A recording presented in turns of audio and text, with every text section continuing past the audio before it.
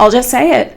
I think the NDIS and other similar programs seen around the world have fundamentally changed the way humans are looking at love, care, and connection. We've created this culture of transactional relationships where people are paid to care instead of families or communities or churches or synagogues or mosques or temples actually stepping in to do the things that they used to do.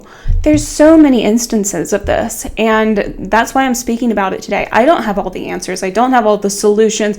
I've tried to do some research on it, and I just want to add a little bit of insight and psychological insight into what's happening and how our societies are being destabilized by these programs at not just an economic level, but from a human level, from the point of where we used to be a community, we used to come together, we used to care about one another and genuinely be connected, to now where we pay people to care. So obviously the NDIS is a taboo topic. You're dealing with disability, you're dealing with taxpayers' money, and the economic side. Now, there's a lot of people, the Drew, I forgot the other guy's name, but Drew and his partner, where they've been investigating some of the fraud behind some of these participants and programs, or the businesses behind the programs. I think that's fantastic work. Wherever there's opportunity, even if it's a program designed to do good, there's also going to be fraud. So wherever there's opportunity, there's also fraud.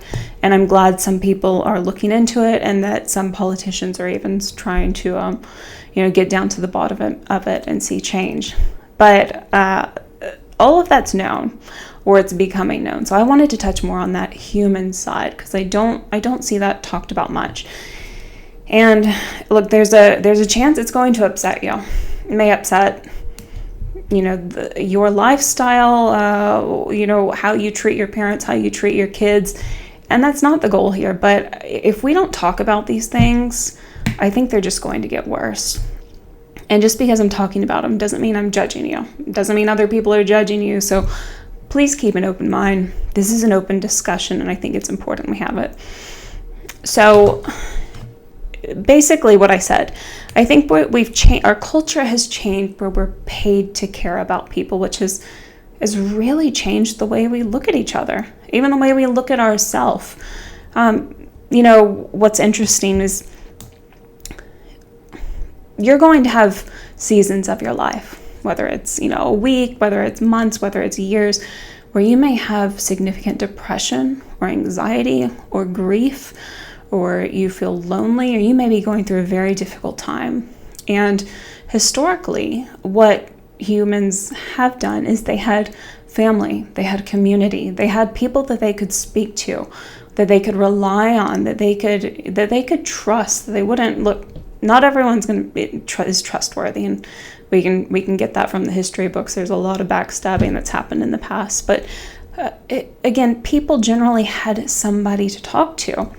And there's a lot of people who don't have that now. So people end up paying, $150 to $300 for a 45 to 50-minute session with a psychologist or a therapist or a life coach, because it provides them with some level of connection. Yes, some people go because they have more significant mental health challenges, or they may need to be medicated for something, schizophrenia, bipolar disorder. There are different things, but there's also a lot of people that are mentally unwell because of their lifestyle, because of the lack of communication they have with others or connection, or they may experience social anxiety. That so much has changed, probably since the rise of social media, where a lot of our lives have gone online. Especially for younger people, that when you really think about it, there's so much of their life where, they've created these online personas, or they may perceive people as being these online personas. Like, you can be whoever you want online. You can look different with AI filters or just filters in general, not AI filters, but you can kind of craft who you want to be, but it's how you talk to people, how you relate to people. Everything has been online. They can order their food from their phone. They can get their groceries delivered from their phone. They can go to school from their phone or their laptop. So the way they see the world is very different from the way that some people who were born prior to that, or kind of came into adulthood prior to the whole social media thing. It's a very different way of viewing the world, and I think it's made a lot of these young people quite lonely and really confused on how humans are supposed to treat each other. I'm not saying that younger generations are not intelligent, that they haven't figured this out, but I think they would have a lot of struggles, that they would be trying to work out the world, after being told that it's a certain way when it feels inherently wrong on the inside. But yeah, I think we're going to go through the list now. So parents obviously putting their children, their babies, their very young children in daycare. Some people have to do it because of financial reasons. I get that. That's the only thing you can do. But when you look at the animal kingdom, and again, you look back historically, how many mammals leave their 6-week-old babies alone with other people? I mean, I'm not talking about for like 10 minutes, but I'm talking about for like the entire day. There's not many, and there's also not many men that look after these young children. If we're mammals, we're very similar to animals in the animal kingdom, and we have to question ourselves, why are we doing that? Outside of financial reasons, how did we get here? Especially when you go down the path of attachment theory, what it does to children when they're left, with different people, besides their primary caregiver or their primary caregivers, what it can do in the long term, especially in relationships. Grandparents,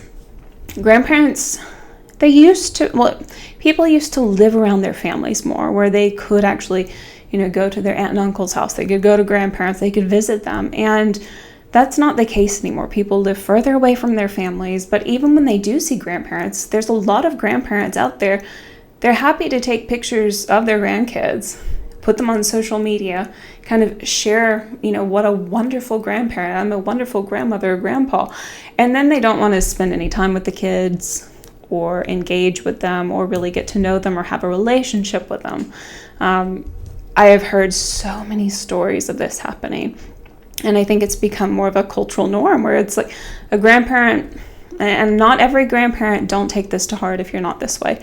There's a lot of grandparents out there that, just take pictures and they go on their own way. That's all they really want. They'll see the kids, when it suits them, and that's it. But they're not there to help and do some of the hard work, where I think grandparents in the past used to be a lot more involved in grandchildren's lives. Elderly parents. This is a significant problem in Australia because we have aged care. There's a lot.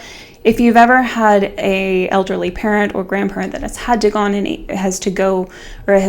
aged care in Australia, you will know how expensive it costs for people. So if an elderly person has a house or they've paid for a house, they have to basically sell it, give the business a massive deposit. And for people who don't own a home or their family doesn't have money, that it's funded by the taxpayer. So there's already a huge inequality based on that.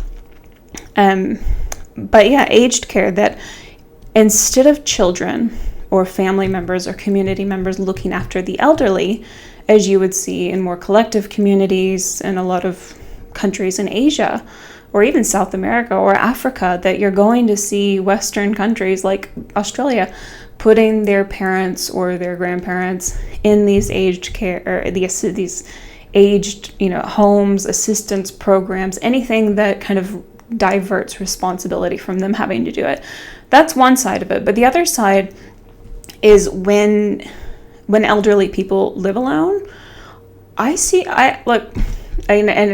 I'm just going to say it, kids are not visiting, grandparents are not visiting, neighbors are not visiting or helping.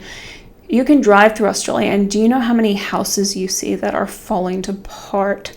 They may have holes in the roof, like the front yard isn't mowed, there is no upkeep, and there's like an elderly person living in there. And I can see where it's, if they don't have the NDIS or some of these programs to rely on, like they're probably going to live in unhygienic situations. It's not going to be good for them. So this is not to come at elderly people or whatnot. And it's also not necessarily meant to bring down children or grandchildren with elderly people in their family in these situations. But I am trying to highlight a problem that, we've outsourced care.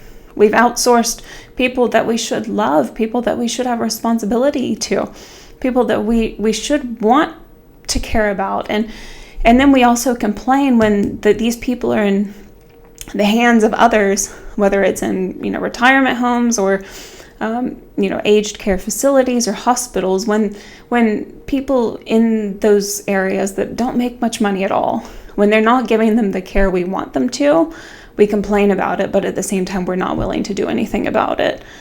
A lot of people are not willing to let their parents or their grandparents live with them. They're not willing to build a little, single home out back. They don't want that. They want their independence. They don't want the burden. And that's kind of how we treat people nowadays. From children up until elderly people, we treat others as burdens. So that's why we would rather pay for other people to care for them. And, that's my opinion. That's what I see. You can drive through any parts of Australia and kind of see what houses I'm talking about and kind of what's going on. I get that it costs money to paint the house and to put new roofs on and all that. I'm not saying kids need to do that, but there is a level of care that I think is that should be brought to people's attention that's not happening. Another thing is obviously just, as I said, people don't have friends or connections or even necessarily trustworthy people in their life where they can share things with them. So they're turning to medical professionals or psychologists or therapists when they may not necessarily need to, if that makes sense. That maybe you're in that position. Maybe you've told a best friend something or a family member something and they went and told everybody and humiliated you or shamed you, or they put you in a position that made everything worse, where people are maybe less likely to be decent towards others. Again, it goes back to that level of care, treating people how you want to be treated. So I think that's another thing where it's pushing people towards, whether it's SSRIs or therapists or coaches, or different coping mechanisms when they probably just need some friends. They need connection, they need love, they need care. I think it's also impacting wealthier individuals, and not a lot of people don't like to, it's almost like people who are wealthy, they don't associate them with having feelings or even being human. I think wealthier people have been dehumanized in a lot of ways, whether it's the top 1% or billionaires people are talking about. But the better off you do in life, the more difficult it is to find friends or to be able to determine who likes you for you or who doesn't like you. And I think that's another thing, because of the transactional nature of our society and our culture, that for some of those people who have done better in life, that it's made it more difficult for them to determine who actually cares about them and who doesn't, like who just wants something from them. And that's something I don't hear people really talking about. Obviously, there's the issue with paid surrogacy in some places around the world. It's a taboo topic because there's different types of surrogacy, why people get it, why people don't. Some people don't want it because they don't want to ruin their bodies, or some women don't. And I think that's completely wrong, to be honest. That, if there's a medical condition, if there's a problem, that's going to be different. But if it's out of vanity, I don't think that's appropriate. And it's another way to, kind of pay somebody to do the care or the loving work that is designed, behind the process of actually having children and giving birth. Paid sex work for companionship. Look, this one's an old one. It's not new, but I did see that under the NDIS that apparently they pay for sex work for some people, so they can have sexual experiences. And oh boy, that shouldn't be funded by the taxpayer. But it goes to show how lonely people are, especially people with disabilities and whatnot, where it's made it so, our society and culture has made it so difficult to meet people or to connect with people or, have people that care, that people are resorting to that, and not only by their own money, but asking the government for assistance to do that. Again, I think using immigration and kind of importing overseas students, that it's all kind of a way to commodify humanity, that the government likes to talk about how much it cares about migrants or people of different cultures, but how much of that is actually true? I don't think there's a lot of men in their 50s and 60s, 70s going home thinking about foreign people or people in these kind of predominantly disadvantaged communities or groups. I just don't think that's happening. I don't think Anthony Albanese is going home thinking about Cambodians or Vietnamese people. I don't think that's on the top of his radar, but he wants to virtue signal and make people think that he's thinking about all these groups and cultures and people and disadvantaged programs. But ultimately, I think using humans is, it's like it is a commodity. It's treating people like they're a product. Instead of actually just, seeing them as like a valuable human that adds something. It's a product. It boosts the economy. And I think that's what a lot of immigration is, even, when it comes to importing international students.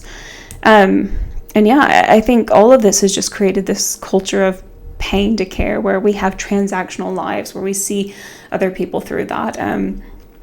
Care that was within family has been outsourced. And that's another thing where we have churches, we have synagogues, we have mosques, we have temples, and they don't have to pay tax. And I don't actually think that's a bad thing. I think it's a good thing, because they're meant to support the community, and a lot of them do. It's just that less people are actually involved in those communities now. People, after the new atheism kind of trend started to rise, people started to pull away from religion. I think people are starting to kind of like go back to it, or they're getting curious about it. But religion, whether you believe in God or gods or not, it has provided community. Historically, it's provided help. It's provided people to kind of surround you during good and bad times, and even, to step in where we used to not have government step in. So when we don't have government step in, you will find that community and family and other programs are willing and happy to do so, because that's how humanity has generally operated. I think that there's so many things that have been forgotten. And obviously, I've talked a lot about mental health problems and how they've impacted our humanity and whatnot. But at the same time, without going too deep into the economic side or the financial side of the NDIS program, I do want to highlight that when I was going through the annual expenditures, I noticed that, well, first of all, 52% of NDIS participants are under 18, which that blew my mind. And I was like, well, what's going on there? Because Australians are not even having children.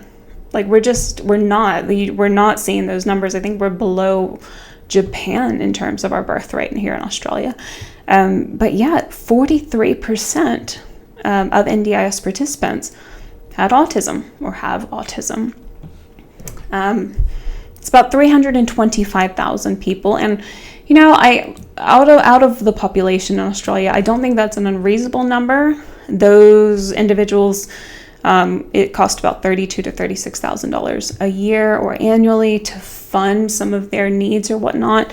But all up, autism from, just about that 325,000 people was costing over $10 billion annually in Australia. And what I found interesting was that the WHO, or the World Health Organization, claims that 1 in 100 children have autism, but here in Australia it can be anywhere from 1 in 23 to 1 in 25.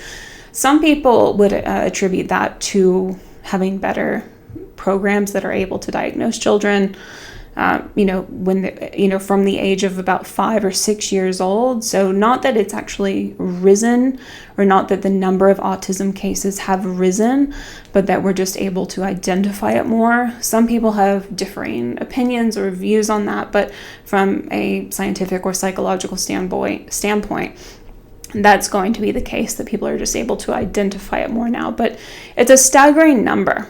I think just, around 1 in 25 children in Australia have autism now. And that's going to be more predominant in men versus women, and that diagnosis doesn't include ADHD. So it's not just neurodiversity, it's specifically autism. But yeah, I found that to be quite crazy, honestly. When you go through the NDIS, again, there's a significant portion that have to do with mental health challenges or developmental delays or intellectual delays or disorders. But still, it's only like 1.5% of people in the NDIS had Down syndrome, 2.6% had an acquired brain injury, 2.5% had cerebral palsy.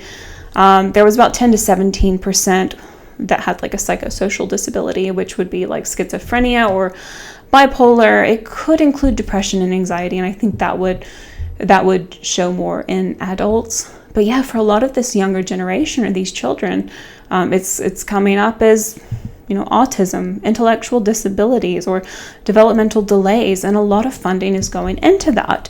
About 20% of the annual expenditure. There are, or when I looked more into it as well, another like 18 billion was going into supported independent living. So that's obviously people who have a permanent and significant disability where they can't live alone or they can't do things on their own. And that's kind of what some of the other podcasts or programs are talking about, where they're, people are creating businesses that are not actual businesses, or they're illegitimate businesses. But also the people, if they do have a legitimate business helping these people, they're price gouging. It's just out of control. But what I'm saying is kind of from that human side again, there's the whole financial side going on. But yes, just from a human side, I think the core of this, or like the fundamental problem, is that people don't care about each other anymore. That they're too busy in their own lives to actually care about their neighbor or check on their neighbor or their family or their parents or their children. And yeah, a lot of people are faced with the financial difficulties, the cost of living, mortgages and rent, and that is very real. But what are we going to do about it long term? Because not only is it impacting people, just at a very personal level with anxiety and depression and some of those challenges. I'm not lumping autism or developmental delays or the psychosocial disabilities, and those are completely, some of those are completely different. So I'm not trying to group those together, but there's some people in the program who are struggling in life because of mental health challenges that, a lot of that has to do with the lack of care or community or love they're receiving. But even the people who have children or who have people in their families with some of these problems, that where are their families? Like, where is their community? They're driven to rely on the government, for everything, from giving birth up until they die, where it's what has happened in Australia for this to occur. It's not just Australia, so I don't want to point the finger here. It's happening around the world, especially in Western civilization, but what is happening where people don't care about one another? So I'll wrap this up with one other thing. There's a lot of people who claim they care, that claim they love other people and they want to help other people, but most people are not willing to care unless they're getting paid for it or unless they're getting something out of it. And that's the unfortunate truth behind a lot of this, which has led to a lot of suicidal empathy. It's led to a lot of virtue signaling. It's led to a lot of really dumb decisions in Western civilization where, again, we want to help people so long as it can be outsourced and that we don't have to pay for it ourselves. Do you know what I mean? You see a lot of that going on, and that's kind of led to a lot of the programs that we had. It's led to a lot of suicidal empathy. There's a lot of videos online where, I know there was one particular that stood out to me where they're going up to students at universities or colleges, I think it was in the United States, and they're asking them if they would be willing to let somebody take their position in university, that's more disadvantaged to them than them. And everyone says no.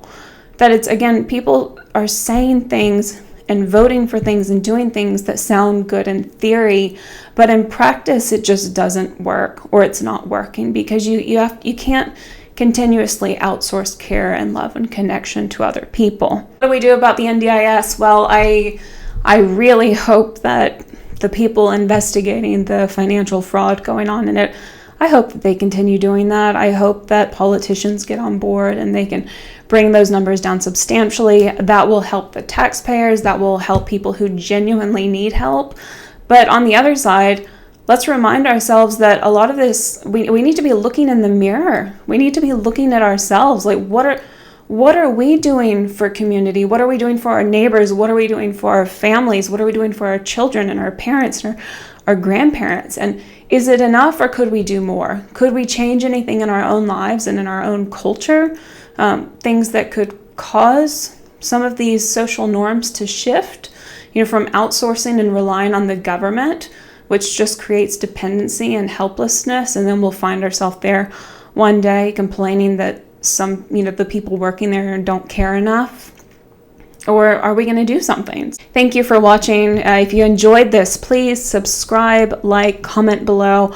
I enjoy talking about challenging topics for curious minds. So if you're somebody curious about psychology and society and kind of the intersect of those, how some of the things happening in society impact us at the individual level and the collective level, you may appreciate some of my videos to come. But thank you for watching, and I hope to see you soon.